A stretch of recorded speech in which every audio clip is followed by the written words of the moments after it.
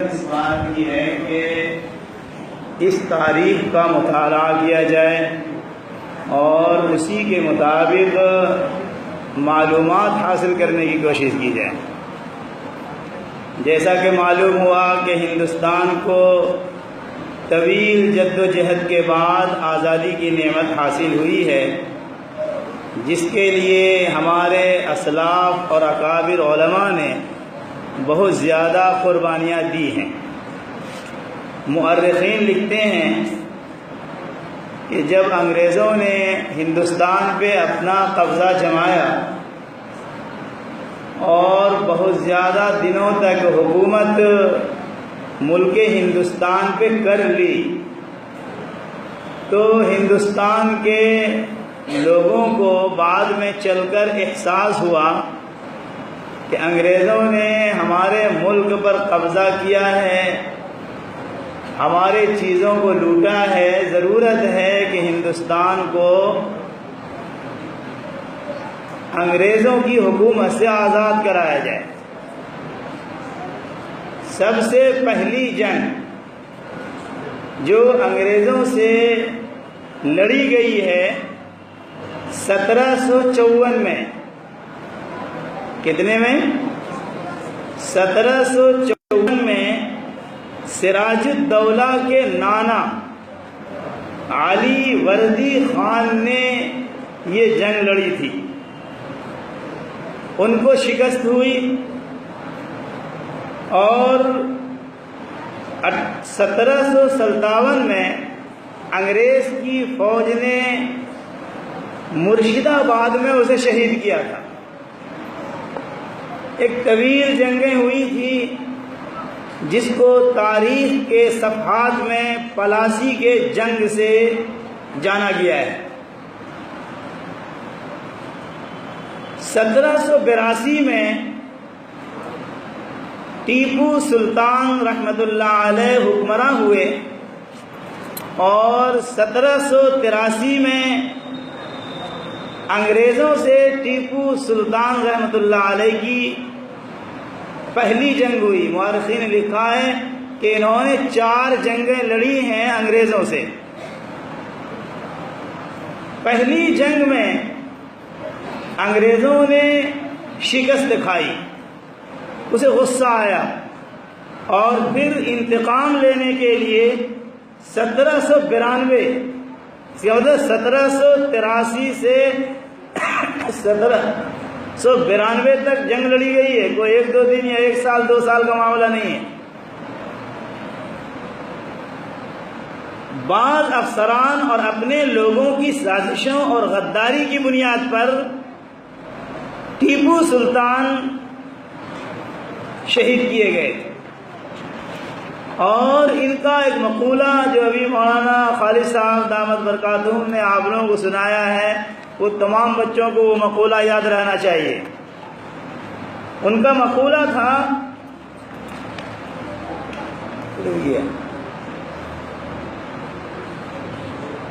انگریزوں کی غلامی اور اسیری کی زندگی پر وہ موت کو ترجیح دی، اور انہوں نے کہا کہ گیدڑ کی 100 سالہ زندگی سے شیر کی 1 دن کی زندگی اچھی ہے۔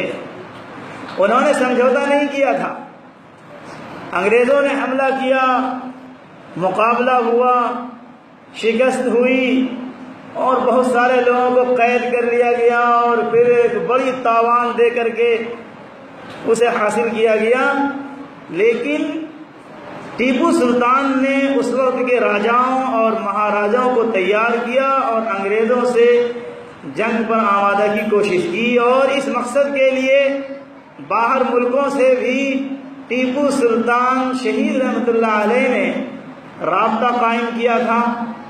بالآخر اس مجاہد آزادی نے 1799 کو سرنگا پٹنم کے معرکہ میں شہید ہو گئے۔ اس وقت انگریز بہت خوش ہوا تھا، اور ان کی شہادت کے بعد ان کی نعش پر انگریزوں کا جنرل کھڑا ہو کر کے اعلان کرتا ہے کہ آج ہندوستان ہمارا ہے۔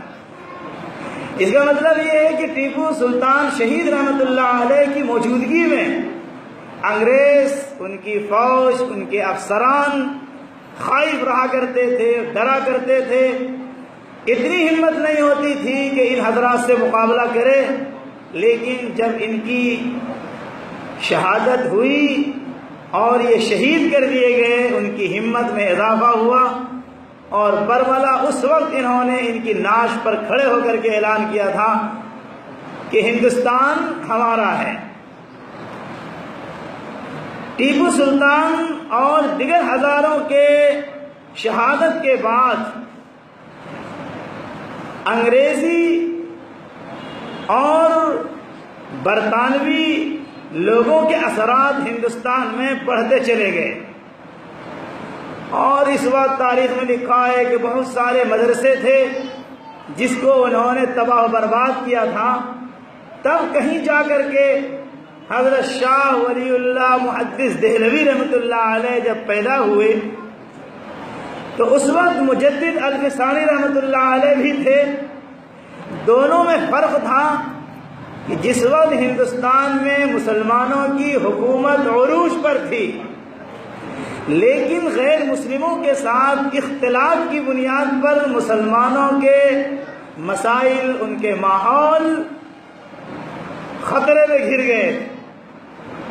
ایسے وقت میں حضرت مجدد الفسانی رحمۃ اللہ علیہ نے اصلاح کی کوشش کی تھی، لیکن جب حضرت شاہ ولی اللہ محدث دہلوی رحمۃ اللہ علیہ کا زمانہ آیا تو اس وقت ہندوستان میں مسلمانوں کی حکومت کا زوال تھا. حضرت رحمۃ اللہ علیہ نے دہلی میں تحریک شروع کی، جس میں اصلاح کا بھی کام کیا، اور مسلمانوں کی حکومت کی جو زوال پذیر ہو رہی تھی اس پر بھی انہوں نے غور و فکر کیا تھا.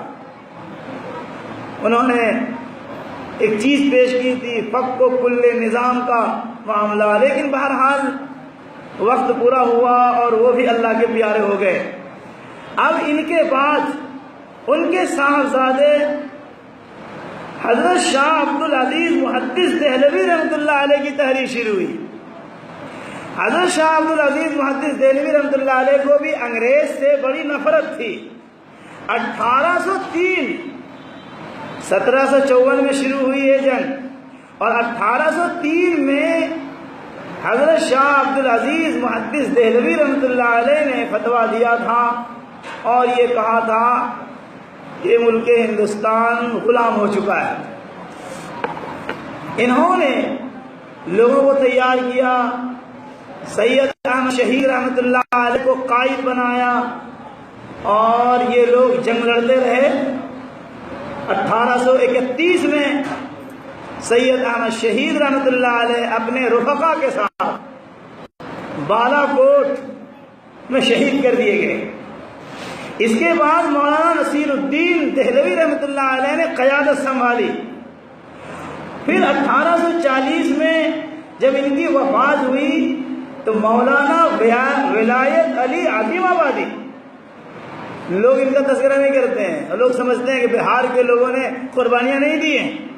مولانا ولایت علی عظیم آبادی اور ان کے بھائی عنایت علی عظیم آبادی نے اس تحریک کو زندہ رکھنے میں اہم کردار ادا کیا ہے. اور پھر ان حضرات نے اس قافلے کو رواں دواں رکھا. ان حضرات کی محنت رنگ لائی، جس کی بنیاد پر 1857 میں جنگ لڑی ہے، جس کو ہم اور آپ یہ کہتے ہیں شاملی کے میدان میں علماء دیوبند نے جنگ لڑی ہے. اور ابھی علماء دیوبند کی تو کوئی بات ہی نہیں تھی.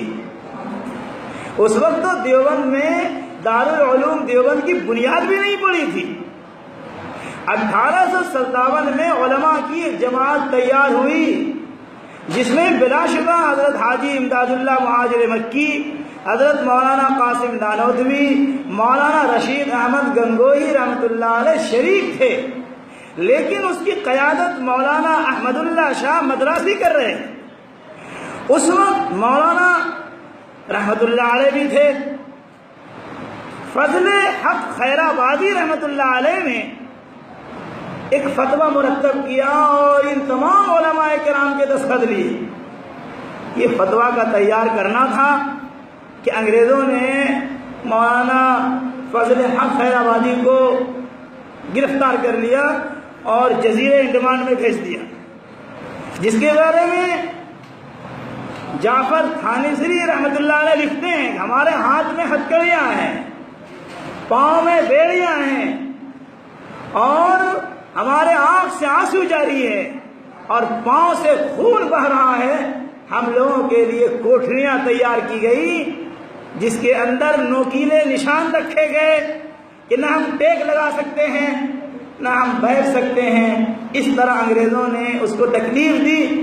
بہت سارے حضرات تو وہیں مر گئے اور بہت سارے حضرات بہت دنوں کے بعد چھوٹ کر کے واپس آئے۔ باضابطہ پھر دوبارہ 1857 میں جو جنگ لڑی گئی، اس کی نگرانی حضرت مولانا حاجی امداد اللہ مہاجر مکی رحمۃ اللہ علیہ کر رہے تھے، قیادت مولانا رشید احمد گنگوئی رحمۃ اللہ علیہ، حضرت مولانا قاسم نانوتوی رحمۃ اللہ علیہ کر رہے تھے۔ اسی جنگ میں حضرت ضامن شہید رحمۃ اللہ علیہ شہید ہوئے تھے۔ اس کے بعد حضرت حاجی امداد اللہ مہاجر مکی رحمۃ اللہ علیہ نے دیکھا کہ حالات سازگار نہیں ہیں، مکہ مکرمہ ہجرت کر گئے اور وہیں انتقال بھی فرمائے اور جنت المعلیٰ میں دفن بھی کیے گئے۔ حضرت مولانا قاسم نانوتوی رحمۃ اللہ علیہ کو اس جنگ میں چوٹ آئی تھی، زخمی ہوئے تھے، یہ بھی روپوش ہو گئے۔ حضرت مولانا رشید احمد گنگوئی رحمۃ اللہ علیہ کو گرفتار کیا گیا اور سہارنپور کے جیل خانے میں بند رکھا گیا۔ اس کے بعد کہیں جا کر کے 1866 میں دارالعلوم دیوبند کی اب بنیاد پڑی ہے۔ دارالعلوم دیوبند کی بنیاد پڑی ایک شاگرد اور ایک استاد سے۔ شاگرد کا بھی نام محمود ہے اور استاد کا بھی نام ملا محمود ہے، اور پھر یہ سلسلہ چلتا رہا۔ 1899 میں حضرت حاجی امداد اللہ صاحب وفات پائی، حضرت نانوتوی رحمۃ اللہ علیہ نے 1880 میں وفات پائی، اور حضرت مولانا رشید احمد گنگوئی رحمۃ اللہ علیہ نے 1905 میں وفات پائی۔ 1857 کی جنگ کے بعد انگریزوں کو مسلمانوں پر زیادہ شک ہونے لگا تھا، اس لیے لوگوں نے یہ سوچا کہ مسلمان اب شکست کھا گئے، اور ظاہری طور پر یہی پتہ چل رہا تھا کہ مسلمانوں کو شکست ہو گئی ہے۔ لیکن علماء لکھتے ہیں حقیقت میں یہ شکست نہیں تھی، بلکہ 1857 کی جنگ یہ گویا کہ ایک فتح تھی۔ اس کے بعد انگریزوں نے اسلام پہ حملہ کیا تھا، مسلمانوں کے عقائد کو بگاڑنا شروع کیا، عیسائی پادریوں کو یہاں لا کر کے جگہ جگہ تبلیغ شروع کر دی، اور انگریزوں کا منشا یہ تھا کہ ایسی تعلیم دی جائے کہ مسلمان نام کا مسلمان رہے اور کام کا عیسائی بن جائے۔ ظاہری اعتبار سے تو مسلمان نظر آئے، لیکن دل و دماغ کے اعتبار سے وہ عیسائی بن جائے۔ اس وقت حضرت مولانا محمد قاسم نانوتوی نور اللہ مرقدہ نے محنت کیا تھا، کوشش کیا تھا، جدوجہد کی تھی اور پادریوں کا مقابلہ کیا تھا۔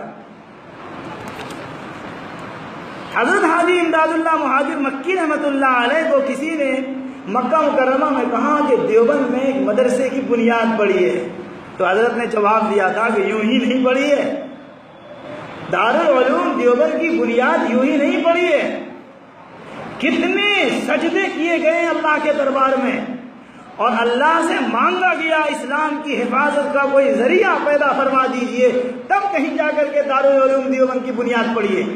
اس لیے حضرت حاجی امداد اللہ صاحب مہاجر مکی رحمۃ اللہ علیہ کہتے تھے کہ دارالعلوم دیوبند ہندوستان میں بقائے اسلام اور تحفظ علم کا ذریعہ ہے۔ اسے سب نوٹ کر لیں۔ اور لوگ سوال کرتے ہیں دارالعلوم میں کیا دیا، دارالعلوم میں کیا دیا، تو ہم اور آپ کہتے ہیں حضرت مولانا حسین احمد مدنی کو دیا۔ نہیں، یہ بہترین جواب حضرت حاجی امداد اللہ مہاجر مکی رحمۃ اللہ علیہ کہتے ہیں کہ دارالعلوم دیوبند ہندوستان میں بقائے اسلام اور تحفظ علم کا ذریعہ ہے۔ الحمدللہ دارالعلوم دیوبند، ان کے اکابر علماء کرام نے اتنی کوششیں جد و جہد کی اور جگہ جگہ مدارس اسلامیہ اور مکاتب اسلامیہ کا جال پھیلایا، اسی کا نتیجہ ہے کہ آج ہمارے سروں کے اوپر ٹوپی نظر آتی ہے، آج ہمارے چہرے پر اللہ کے رسول صلی اللہ علیہ وسلم کی سنت داڑھی والی نظر آتی ہے۔ بہرحال 1884 میں انڈین نیشنل کانگریس کا پہلا اجلاس ہوا اور 1885 میں اس کا قیام عمل میں آیا، جس میں بہت سارے مسلمان بھی تھے۔ ان کا جو چوتھا اجلاس 1887 میں مدراس میں ہوا تھا، ان کی صدارت بدر الدین طیب صاحب نے کی تھی۔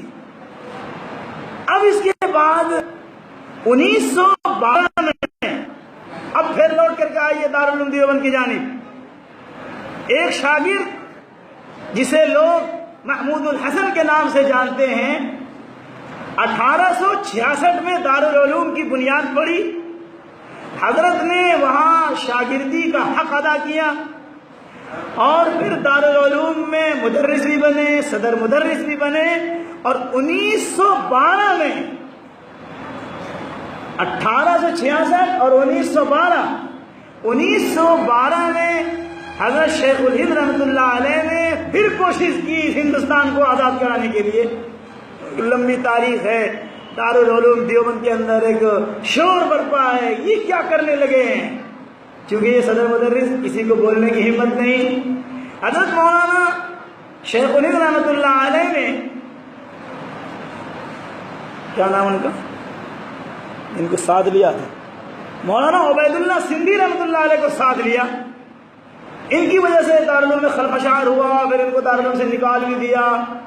تو حضرت شیخ الہند رحمۃ اللہ علیہ نے اس وقت کہا تھا کہ دارالعلوم کی بنیاد حضرت نانوتوی نور اللہ برکتہ نے جس بنیاد پر رکھی تھی، الحمدللہ دارالعلوم کو 50 سال گزر گیا ہے، اب اگر انگریز اس کی اینٹ سے اینٹ بھی بجا دے تو ہمیں اس کی کوئی فکر نہیں ہے۔ دارالعلوم کا مقصد ہی تھا کہ رجال کار تیار کیا جائے، اسلام کی بقا اور اس کی حفاظت کی کوشش کی جائے۔ الحمدللہ دارالعلوم دیوبند اس میں کامیاب ہو گیا، اگر انگریز اس کی اینٹ سے اینٹ بجا دے تو ہمیں اس کی کوئی فکر نہیں ہے۔ بہرحال حضرت شیخ الہند رحمۃ اللہ علیہ اپنے شاگرد مولانا عبید اللہ سندھی رحمۃ اللہ علیہ کو لے کر کے ایک تحریک شروع کی، جس کو دنیا نے تحریک شیخ الہند کے نام سے جانا اور ریشمی رومال کے نام سے جانا۔ پھر حضرت رحمۃ اللہ علیہ کی گرفتاری کا آرڈر ہوا انگریز کی جانب سے، وہی مکہ مکرمہ چلے گئے اور وہاں رہ کر کے ترکی حکومت پاشا وغیرہ سے ملاقات کی اور خواہش ظاہر کی کہ ہمارے ملک کو آزاد کرا دیا جائے۔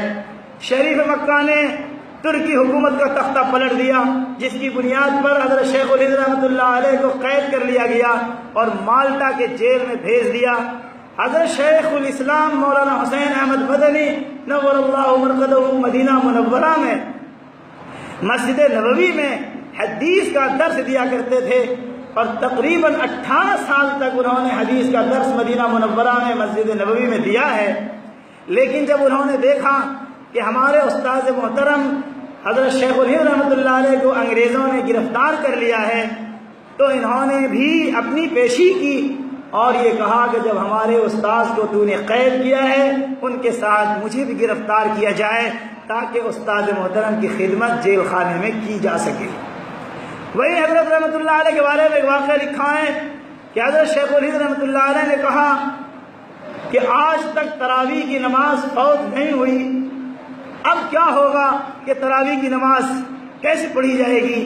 تو شیخ الاسلام مولانا حسین احمد مدنی نور اللہ مرقدہ نے کہا کہ آپ فکر نہ کریں، تراویح میں پڑھاؤں۔ اور لکھا ہے کہ روزانہ ایک پارہ قرآن کریم زبانی یاد کرتے تھے اور عشاء کی نماز کے بعد اپنے استاد محترم کو تراویح کی نماز میں قرآن کریم سنایا کرتے تھے۔ محنت کیا انہوں نے، اللہ سے لو لگایا، جد و جہد کیا۔ ہمیں آپ کو اسے سبق لینا ہے کہ حضرت شیخ الاسلام مولانا حسین احمد مدنی نور اللہ مرقدہ نے اپنی گرفتاری صرف اور صرف اپنے استاد محترم حضرت مولانا محمود الحسن، جسے شیخ الہند کے نام سے دنیا جانتی ہے، ان کی خدمت کے لیے آپ گرفتار ہوئے اور اتنی محنت کیا کہ روزانہ قرآن کریم یاد کر کے تراویح نماز پڑھاتے ہیں۔ اگر ہم اور آپ بھی اللہ سے لو لگائیں اور جد و جہد کریں، محنت کریں، تو انشاءاللہ جو طالب علم 5 سال میں حافظ ہوتا ہے، انشاءاللہ وہ 2 سال میں 2.5 سال میں بھی حافظ ہو جائے کرے گا۔ بہرحال حضرت رحمۃ اللہ علیہ کو بڑی تکلیفیں بھی پہنچائی گئی، بڑی مشقت بھی پہنچائی گئی۔ بہرحال 1912 میں یہ تحریک شروع ہوئی تھی۔ اب آئیے 1919 میں جمعیت علماء کا قیام عمل میں آتا ہے۔ لوگ پوچھتے ہیں کہ اس کے بانی کون ہیں؟ اس کو یاد رکھنا چاہیے، ان کے فکری رہنما حضرت شیخ الہند رحمۃ اللہ علیہ ہی ہیں، اور پھر حضرت مولانا حسین احمد مدنی، مولانا عطا اللہ شاہ بخاری، مولانا ثناء اللہ امرتسری، مولانا مفتی کفایت اللہ دہلوی، مولانا محمد جوہر علی، مولانا شوکت علی، مولانا ابو المحاسن سجاد رحمۃ اللہ علیہ، یہ بہار کے رہنے والے۔ مولانا ابو المحاسن سجاد رحمۃ اللہ علیہ بھی اس وقت شریک تھے جس وقت جمعیت علماء کا قیام عمل میں آیا تھا، اور پھر بعد میں چل کر کے وہ بہار تشریف لائے اور جمعیت علماء ہند کے بینر تلے امارت شریعہ کا قیام عمل میں لایا۔ بہرحال اس میں مولانا ابو المحاسن سجاد صاحب، مولانا احمد لاہوری، مولانا ابو الکلام آزاد، مولانا حفظ الرحمان، مولانا سعید احمد دہلوی، مولانا سید محمد میاں رحمۃ اللہ علیہ، یہ سارے حضرات شریک ہیں، اور پھر ایک تنظیم عمل میں لایا گیا جس کا نام جمعیت علماء ہند رکھا گیا ہے، جن کے صدر مفتی کفایت اللہ صاحب دامت برکاتہم بنائے گئے، اور مفتی کفایت اللہ صاحب کے انتقال کے بعد 1940 میں حضرت مولانا سید حسین احمد مدنی نور اللہ مرقدہ کو صدر بنایا گیا تا دم حیات۔ حضرت 1940 سے تا دم حیات جمعیت علماء ہند کے صدر رہے اور جنگ آزادی میں حصہ لیتے رہے، اور اسی کے نتیجے میں آپ کو پھانسی کی سزا بھی سنائی گئی، اور اسی کا شعر بھی حضرت مولانا خالد صاحب نے سنایا تھا۔ یہ اس وقت کہا تھا کہ جب کراچی یا لاہور میں خلافت کا اجلاس ہوا تھا، ہاں اسی درمیان میں ایک خلافت کمیٹی بھی بنی تھی۔